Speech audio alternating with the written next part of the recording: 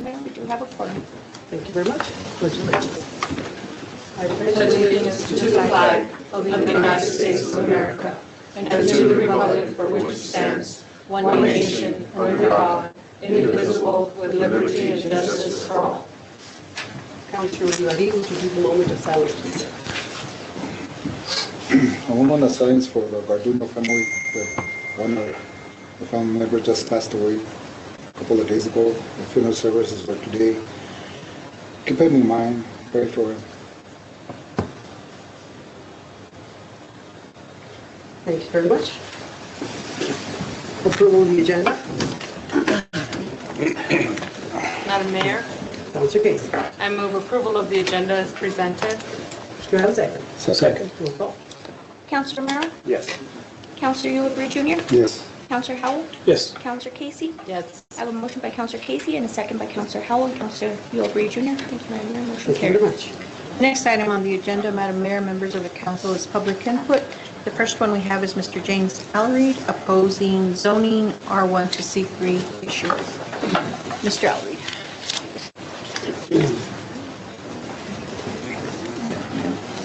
Good evening, Mr. Lee. Madam Mayor, good evening, and councilors, good evening. Good evening. First, I want to thank all of you for your service because you do have a very important job, and sometimes that glass is half full and sometimes it's not. But anyway, I'm here. I know it's not on your agenda today, but I'm here to at least initially discuss a proposal by the Planning and Zoning Committee to change a 22 section or 22 acre lot that is between 7th and 8th Street and Williams Drive and Sperry Drive.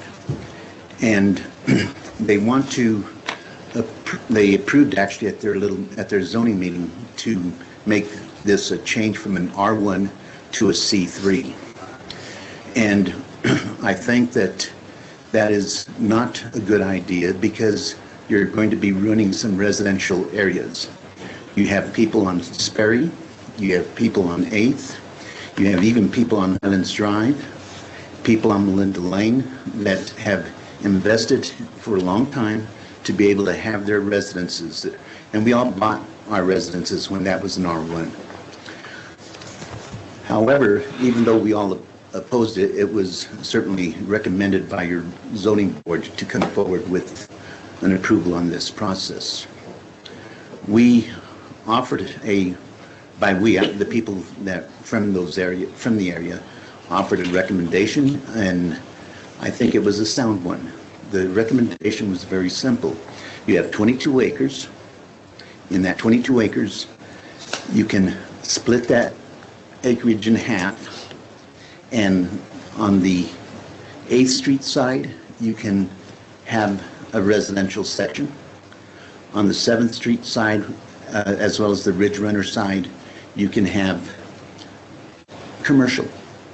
And it's being done for the simple reason that the bank is trying to reconcile a foreclosure.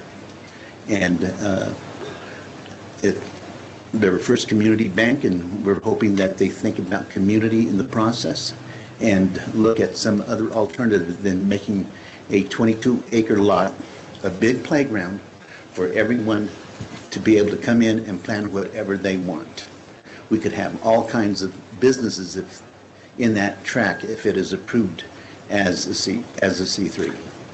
So hopefully you take that into consideration over the next week or so, and we look forward to discussing this further, and I have no other statement to make. Thank you. Thank you very much, Mr. Thank you, Mr. Allery. You're welcome. The next person is Oscar Loya. It's on crosswalk request. Hello. So unfortunately, Oscar couldn't make it today, so I'm filling in his space. Good evening, Madam Mayor and council members. My name is Cristian Mendoza, and I am from Morgan Hill, California, and I am currently a senior at the United World College. I stand here representing The Closet, an LGBTQ+ student organization at my school. I would first like to thank the mayor and the council members for their dedication to making Las Vegas a crossroad of cultures, a historical center, and a place for people from all backgrounds and nations to come together in one community. I would also like to thank our friends from Highlands University's Prison Club and their hard work in organizing the first ever LGBTQ+ Pride event in Las Vegas and for supporting us here this evening. I would also like to thank my peers and mentors from the United World College for showing up in solidarity with all the LGBTQ+ members of the school and the city. I stand before the council this evening to propose a city beautification project that would send a powerful message by the community to the community and for the community. This proposed project is painting of a crosswalk in the plaza, perhaps in front of the Ilfeld Baltode of the Plaza Hotel with pride rainbow colors. Many cities across the countries and around the world have done this as well. And for example, in San Antonio, it cost $12,668 to establish a permanent rainbow crosswalk. This included the cost to eliminate existing pavement markings, redrawing lines, pay a uniformed officer to manage traffic, and to seal the lines. While this is a hefty price, the crosswalk we are proposing to the city to paint is significantly smaller in length than the one in San Antonio. Members of the United World College would be happy to volunteer to help make this project become a reality. An alternate to this would be install a temporary rainbow crosswalk at the aforementioned location, which would significantly reduce the cost of installment compared to a permanent one. This small gesture by the city of Las Vegas would prove to be an impactful testimony to the sense of community and hospitality that our beautiful state is known for. If approved, Las Vegas would become the first city in New Mexico to adopt such a symbol of inclusion, tolerance, and empowerment. By being a beacon of acceptance, LGBTQ+ people across the nation would know that Las Vegas is a safe place to be. This would contribute to increased tourism to the city. It would send a message against bigotry and hatred against the oppressive values that don't align with the value of our shared humanity. And it would show that our city, our community, accepts everyone for who they are, regardless of their sexual orientation or gender identity. Thank you so much. Thank you very much. Thank you. Thank you. The next person is Mr. Billy Rogers, opposition to zoning request.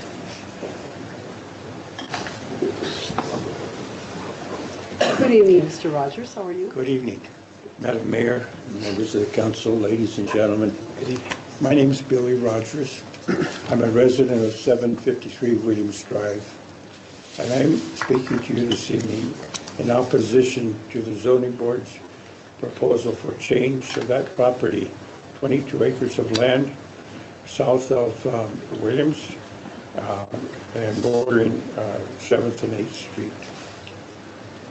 In 1972, the Rogers family requested and obtained a zone change at the corner of Mills Avenue and 7th Street. We presented a plan for a Piggly Wiggly store on TG&Y. The plan was approved. And it was in part because, not for the sake of a zone change, but the citizens knew what was being developed. As we look back, I might say that this development spurred the development of commercial property north of 7th Street, Mills Avenue, which we take credit for. In 1983, the Rogers family requested a zone change for the development of a Walgreens and Blockbuster Video. We were successful as we had a plan for the development. Judge yourself as to what this development did. As business began to crop up north of Mills Avenue, in part, this is because we had a plan. Several years ago, Mr. Bob Gearfright had came to the council numerous times in requesting a zone change, but he had a plan. We knew what his development was going to be, and apparently it didn't materialize. But I'm a resident on Mills Avenue, and it rests the fact not that residents do not have or been presented with a development plan. What's going in there? We don't know. But to change the zoning for the sake of commercializing the property without a development plan does not win my favor. Thank you. Thank you, Mr. Rogers. Thank you, Mr. Rogers. That concludes public input, Madam Mayor, members of the council. The next item is discussion items. The first one is to award RFP number 2019-6 to DAG Enterprise for gasoline fleet repair services for the City of Las Vegas Police Department, please. Mr. Gallegos. Yes. Madam Mayor, Council, the proposal before you is a contract that the city requests yearly. We ask for repairs on our gas engine vehicles, mostly our patrol vehicles.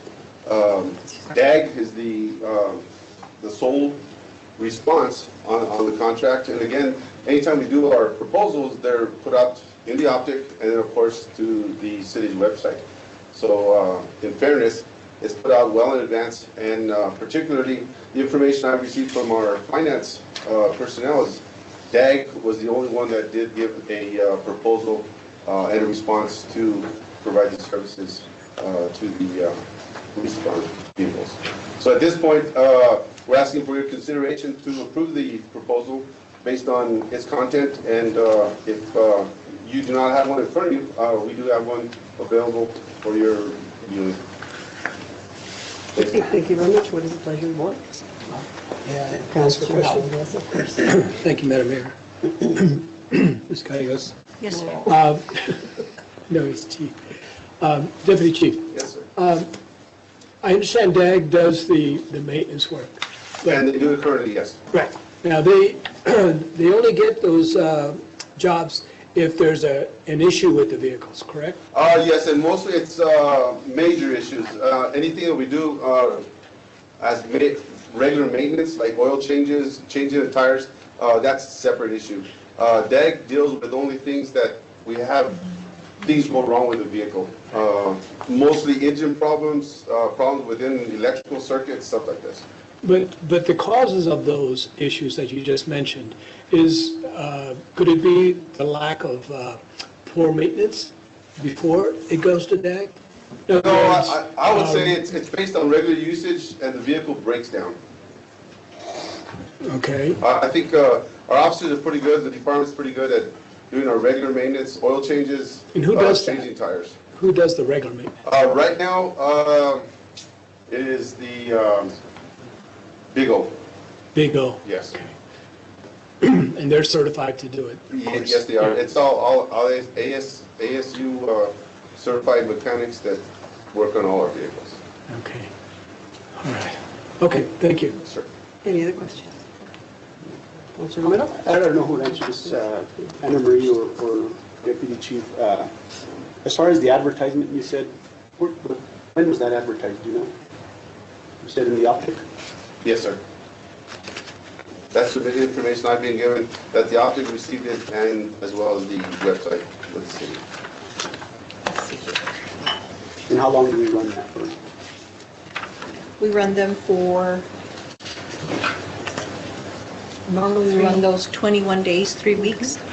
And I'm trying to, yes. And it was advertised January the 10th, 2019. It was opened on January the 30th, 2019. Because I had the opportunity to, And it was also on the city website. I had an opportunity, I was at a parts store, Okay. and I had, I was confronted by a couple of business owners that they weren't aware of any of this. I knew that I had it and I ran into them on Monday. And they weren't aware of it, so I was just curious as to see if it was advertised. It was, and as a matter of fact, I have the advertisement sent to the Las Vegas Daily Optic on December the 19th, 2018. So, and it did take a little bit of time because the police department personnel were negotiating the contract. Councilor Romero? I don't have any questions. Councilor Casey? Thank you. I have several questions. How much is the contract for? Because it says, I don't see it anywhere. I don't know if I just missed it, but I don't see how much they'll be paid for the work that they're doing. I believe, ma'am, the contract calls for certain charges or certain work that is done, that a statement or a listing of the work that is done be submitted to the police department. So it doesn't matter what it costs, but you know. It's it's a request for proposal, and it's $70 an hour. Right. And it can go up to over 60,000 because of the procurement, but because we're bringing it to mayor and council for approval, it could go over and above 60,000 if in fact it does. And I'm not sure what has been the average, can you remember what the average amount? Paid to the vendor. The costs I would have would be all departments of the city, not just the Police department? police department, which is right around 500,000.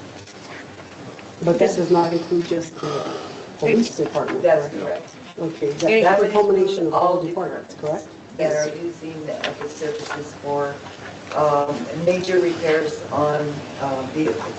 Okay, so if the police department gets this contract, then do the other departments piggyback off this contract?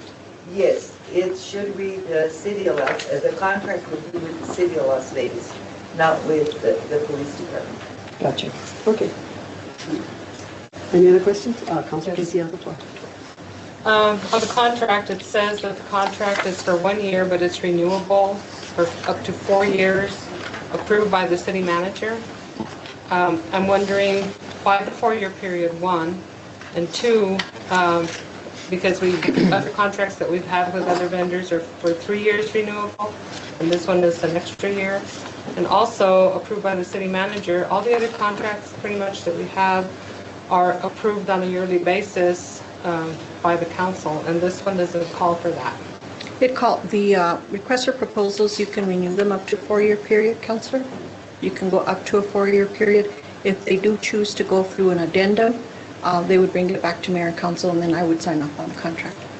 Okay, and that's another question that I had. On page 3, the amendment language says that nothing can be changed except by a written document signed by the parties to this contract. And the parties to the contract are the people from DAG and the city manager. So that does not say that it's coming back to the council for a change of the contract. If it's an amendment to the contract, it has to come back to mayor and council. And you have to change the language in there. We can, Okay. absolutely. And then,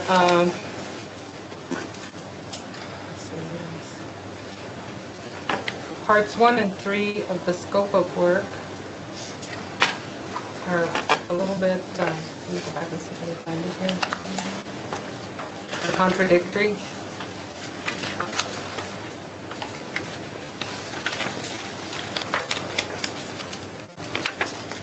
Exhibit 8, scope of service? Is that, Find it. it goes on page 4.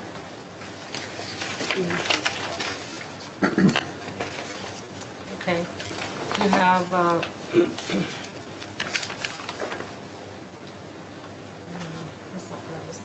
No?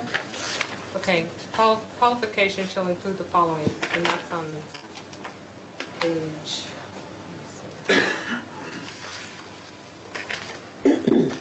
it's on page 2. Page 2.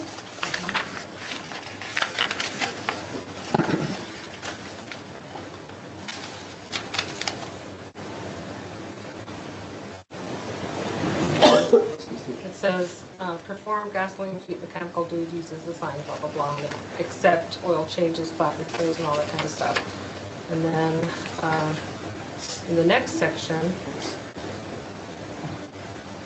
it says,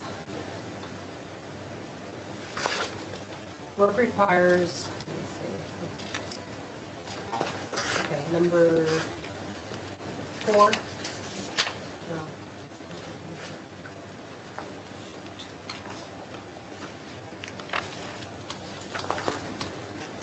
Terms and conditions, is that?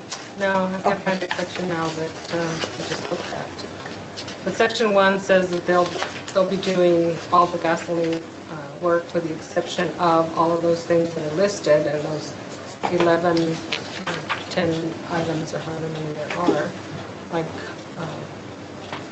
vehicle alignment, rotation of the tires, and all that kind of stuff. And then later on it says that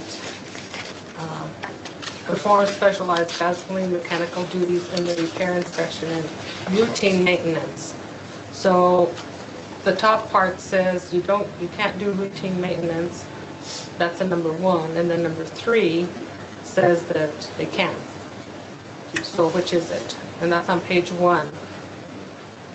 It would be the this does not include the following: oil changes, flat repairs, the ones that you just read. And then, Then number 3 says that they can do it. inspection of gasoline fleet, period, and I'll take routine maintenance off.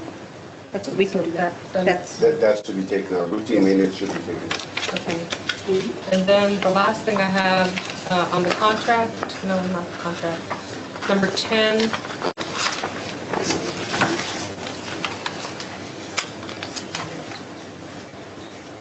On page 2. It says small gas engines to include generators and ATVs. DAG at times may have to provide service or repairs on-site to machinery described instead of describes in this section.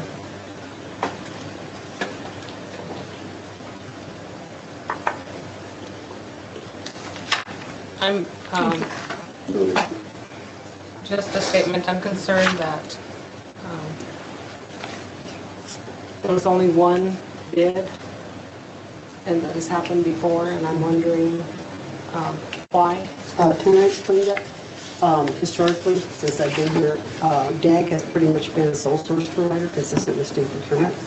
They're the only ones that can provide that service within a 65-mile radius. yes. So that ties them into the sole source bidding process.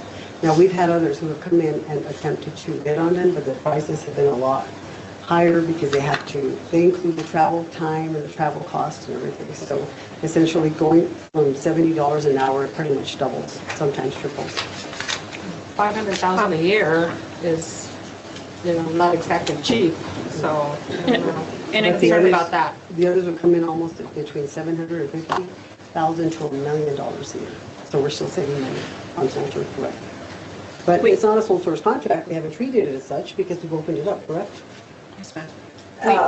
If I may, that 500,000 also includes repairs to the diesel, which Exactly. of course is a lot more expensive.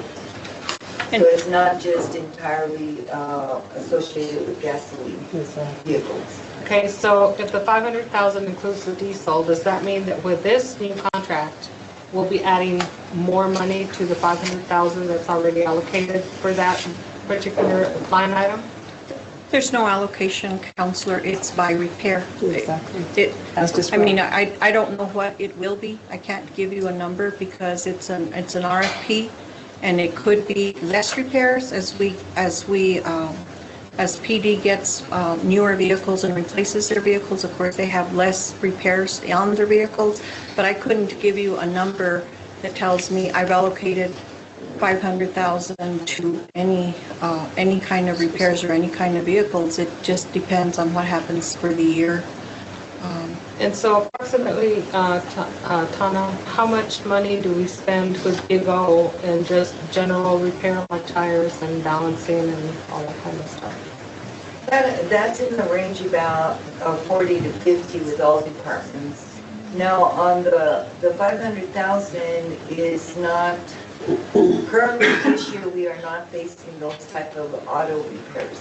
We've upgraded a lot of our vehicles with newer vehicles and taking care of the major issue, quite a few major issues that had happened in the past.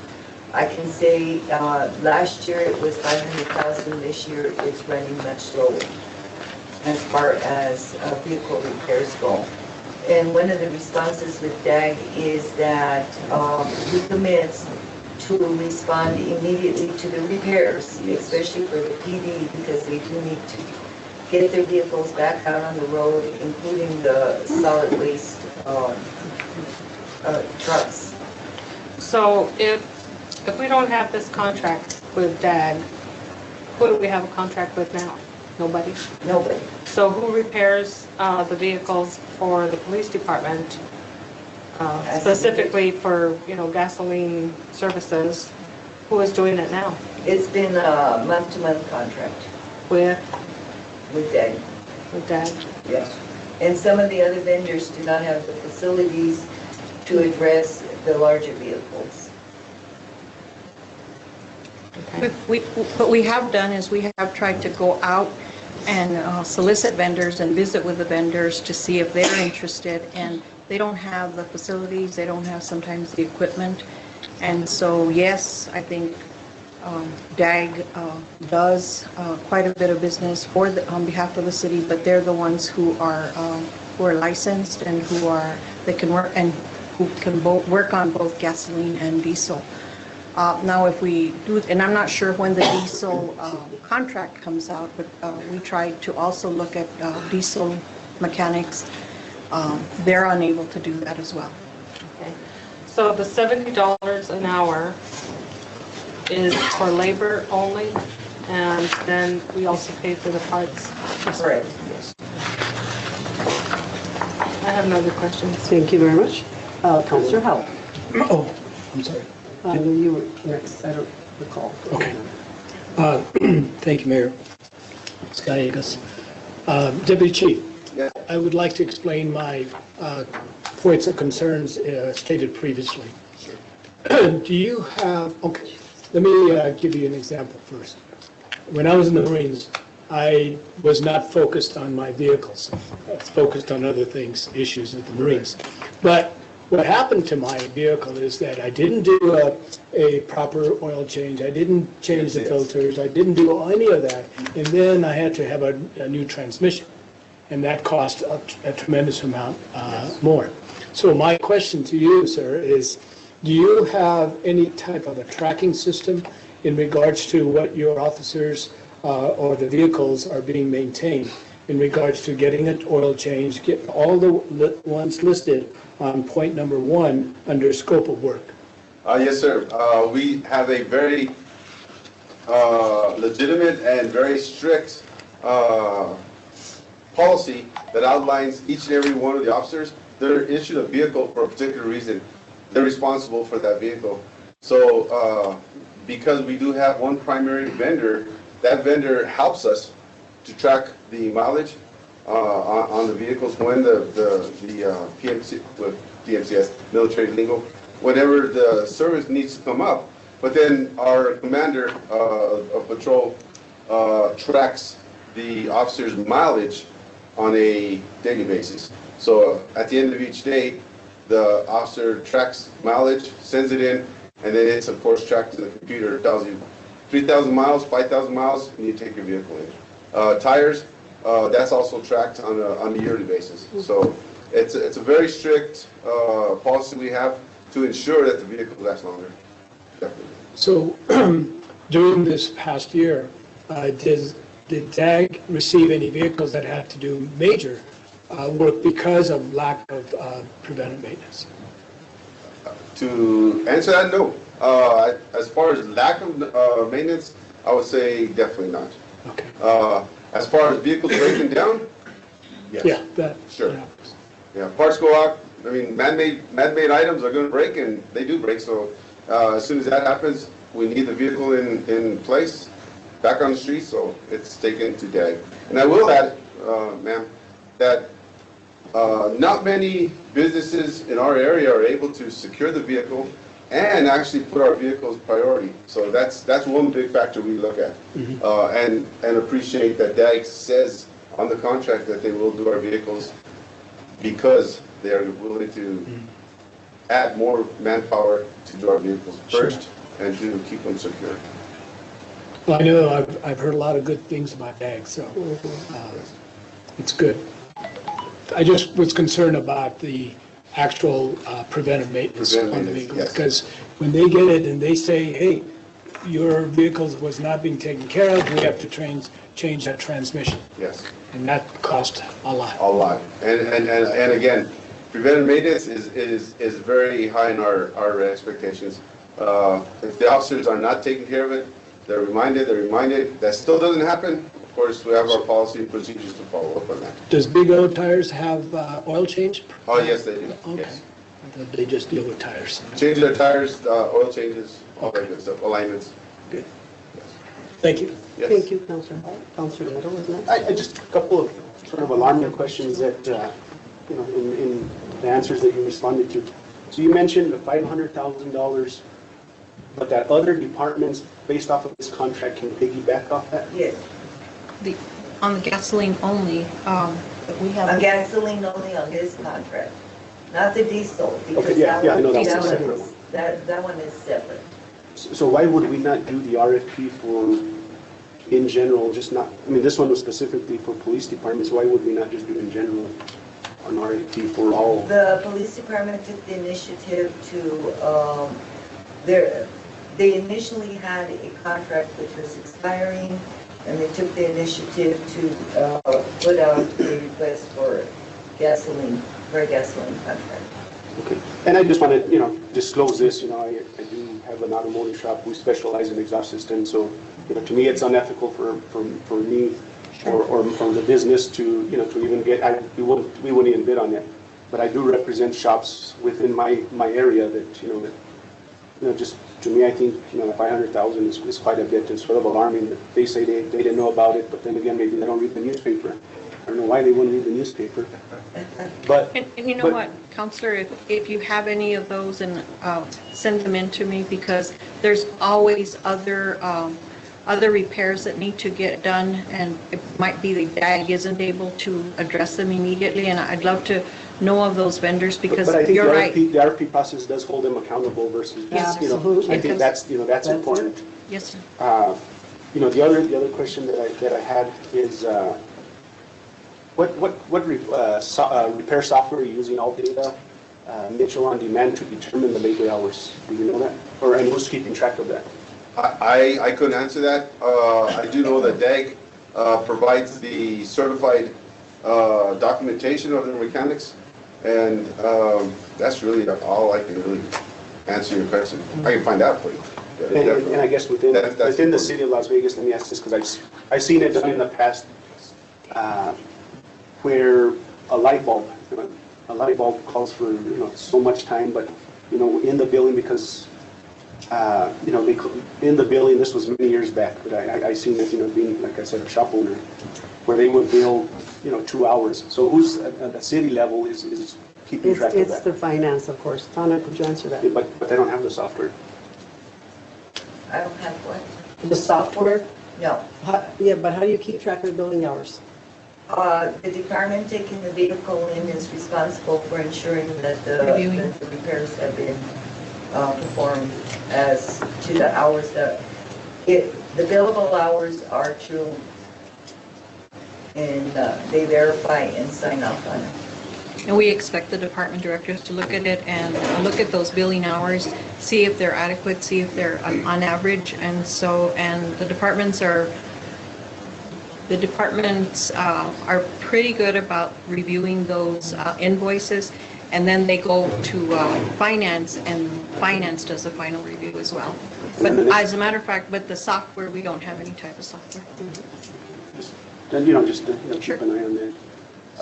Another thing, that Councilor Casey brought up, that the scope of work that was set in the RFP, is that the same language that's here? Because if it was in the RFP, you can't just change the because the RFP specifically said this, so you can't change that without redoing the RFP. So was this that same language in the RFP? Yes, sir. So then you have to.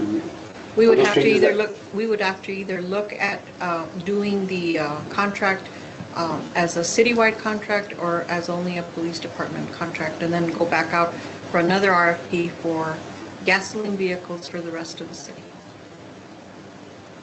But the biggest users are the police department, of course, because they have the biggest fleet. So let's, just off of what I'm hearing tonight, and some of the suggestions that she made, if that scope of work is in the RFP, I just want to make sure that, public safety is taken care of. And my suggestion would be is that we re-RFP it, but do it entirely to the city, the whole city, not just the PD. So if meanwhile, if that, I don't know what's going to happen. I know this is just discussion now, but if that were to happen, they would still be able to perform work on the month-to-month contract that they have currently? Yes. Yes, sir. Okay, thank you very much. Councilor Olivari? I have a question, Madam Mayor and Tanya. When you take the fleets into DAG and you say they make an estimate for anything that's wrong with the vehicle and they total it up, do you guys, do your supervisors check the hours, how much they're charging for each item, or say it's a transmission and they put it in and they check what they're charging for the amount of hours that the repair's being done? And then say that vehicle comes back in a month with the same problem. Do they check that to see why or what happened to that same vehicle if they took it back in for the same problem? That's the responsibility of the department director and and whoever, whether it be the police department, whether it be the public facilities. And they are very good about looking at the labor hours, looking at the parts, because it is expensive. It's an expensive contract and we spend a lot of money on these things. So yes, they do look at it and they will take it back if it isn't working properly. Warranted for, And they have to warrant the work for, what's the warranty they usually give us? 90 days? 90 days. Any repairs? Because they could acquire a faulty part, let's say, and that should be covered under the 90-day warranty. Well, he does have a warranty on it now. Yes, they have warranties, they warrant the work for 90 days. And say they take it in for an oil change, one of the fleets, one of the big trucks, they do the oil change and they still charge you $70 an hour, right? This contract doesn't allow for oil Oh, no oil changes. Okay, so they take it somewhere else. Yes. Yes. Yeah. So if you take it to somebody else, what do they charge you? They charge you an hourly plus the oil Sorry, change? where do you take your, Big O, I think it's a flat rate for certain vehicles. Based on your schedules, on what type of vehicle you're working on, there's a given schedule for prices for that particular vehicle. And I understand exactly where you're coming from. R&R is a phrase used by mechanics, how long it's going to take to get it done. Based on those schedules, understand Councilman Romero's question, are they taking that long? Is it based on the hourly wage? Is it based on a schedule where you are replacing the transmission on 7 hours? Is that being done? That's exactly how they're supposed to, and that's how they charge. So are we tracking exactly how long it takes? I can honestly say that the job's done. If it works, it's good. It's passed on. Going back to because in my business we have a data and we check how many hours it takes to whatever we do on a car. Sure. Say the adds more hours to it because another problem or something like that. Do they do that or you don't know? I would say they don't, because anytime that we take the vehicle in, they give us an itemized problem, and then based on those problems, they're going to give us an itemized how long it's going to take. Thank you. Councilor Casey. Thank you. One more question as we're talking here. Earlier I asked about, do we have a line item specifically with a big chunk of money for paying for vehicle repair? And you said, no, it's by job or whatever. it's by department. Well, it's by department and it's maintenance of road equipment. Okay, because on page 2, under contractual terms, number 1, funding, says this solicitation is subject to the availability of funds to provide this service. Payment of performance obligations for succeeding fiscal year shall be subject to the appropriation of funds. So my question is, if we don't have, do we have money in the police department budget specifically for this contract, and how much money do we have there? Yes, ma'am. Currently, I'm, off the top of my head, I couldn't answer that, but I can have that for you. A guesstimate how many times? I think it's right around 60, 70,000. about 60,000. That's just their portion. But they've only used about, in their department, they estimated that they might spend 60,000. And year to date, it's half of that. So the vehicles that actually this year have gone in for less repairs than in prior years. And that could be due to the fact of the new vehicles that were purchased. That's a huge factor. Most of our vehicles are newer, so they're under warranty. So anytime warranty work, obviously, if DAG is able to do the warranty work, that's obviously where they go. Our older vehicles, we're trying to use them a lot less. They're basically right now being used as backups. Vehicle breaks down and goes in for service, we'll put the officer in a older vehicle. And again, that's expensive because we got to make changes to those vehicles or maintenance on those vehicles. So that's something that we really look at. I would like to request prior to next week's meeting, when we have to vote on this, if we can have maybe just a breakdown of how much money total we have by department for vehicle repair, so that we have an idea as to how much money is actually already in the budget, how much we can spend. You mentioned earlier $70 an hour up to $60,000, which is what we have in the police department budget. And I would like to know how much we have for diesel maintenance for other equipment and also other vehicles that belong to the city that get serviced. We can do that very much. That we can do that. Thank you. So I think at this point in time, I can say that the pleasure of the board would be to not put this on a consent agenda item until further review. Okay. Right. Madam Mayor, Thank you. if I can I get a copy of the actual RFP proposal? Sure, They absolutely. don't have to be now, when you get We'll be glad to by provide next that. week, okay. Okay, let's Maybe move it on. can be in our packets for next week. Absolutely. Okay, thank you very much. Thank you, Deputy Chief. The next item on the agenda, Madam Mayor, members of the council, is Resolution 19-18, and we have Ms. Tana Vega.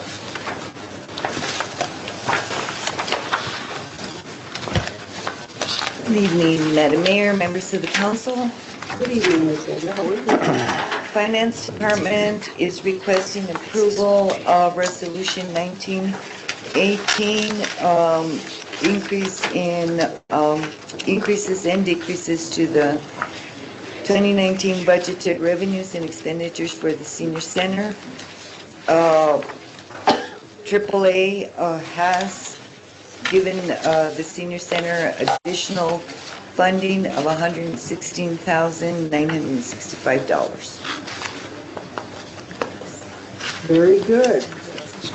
What is the pleasure of the board? Questions, comments, and this comes from the New Mexico Economic Department, the Agency on Aging, correct? That is, Very good. Yes, we've been trying to recoup those dollars for a couple of years now. So. thanks. And very good. You're doing a great job for us. Thank you very much. Questions, comments? Wonderful. Consent. Consent agenda. Okay, that's good. Thank you. That was easy. Madam Mayor, the proposal is part of the packet already. Oh, it is. So I'll point it out to you in just a minute. It's in the.